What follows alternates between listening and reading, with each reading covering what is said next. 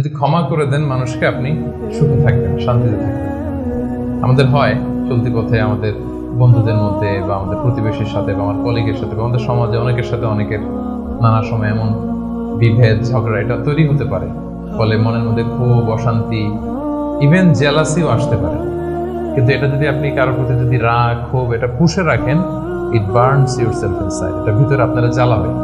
যারে হিংসা করতেছেন, যার ব্যাপারে ক্ষোভ রাখতেছেন, এর কোনো ক্ষতি হয় না। ক্ষতি হয় যে এই ক্ষোভটা লালন করে, এই রাগটা যে ছেড়ে ফেলতে পারে না হৃদয় থেকে, যে মন থেকে মানুষকে ক্ষমা করতে পারে না, সে কষ্ট পায়, অশান্তি নেমে আসে, দুঃখ নেমে আসে। আর যে সিম্পলি ক্ষমা করে দেয় সবাইকে, সে মানে সুখী একটা জীবনযাপন করতে পারে। এবং এটা জরিপেও, গবেষণাতেও দেখা গিয়েছে যে যে অন্যকে সহজে ক্ষমা করে দেয় সে হ্যাপি লাইফ লিড করে। তাহলে 2 নাম্বার কি? ফরগিভনেস, ক্ষমা করে দেয়। এটা আমরা রাসূল সাল্লাল্লাহু আলাইহি ওয়াসাল্লামের জীবনীতে যদি দেখি, রাসূল সাল্লাল্লাহু আলাইহি ওয়াসাল্লাম কি পরিমাণে যে ক্ষমা করেছেন, তো আপনারা নিজেরাও জানেন যে কত ঘটনা। ওনার পুরো জীবনীটাই তো ক্ষমা। সবসময় ক্ষমা করে দিতেন, মনে দুঃখ পুষে রাখতেন না কখনো। এবং সাহাবাদেরকে বলতেন তোমরা ক্ষমা করে দাও।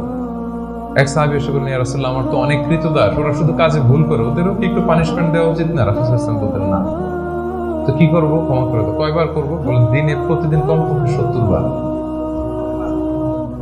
যতবার তুমি আল্লাহর কাছে ক্ষমা চাইবে ততবার ক্ষমা করবে।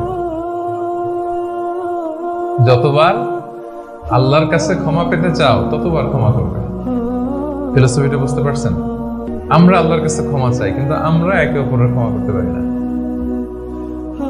আল্লাহ তাআলা বলেন যে তুমি ক্ষমা করো, আমি তোমারে ক্ষমা করে দেব। তুমি ক্ষমা করো তোমার ভাইদের,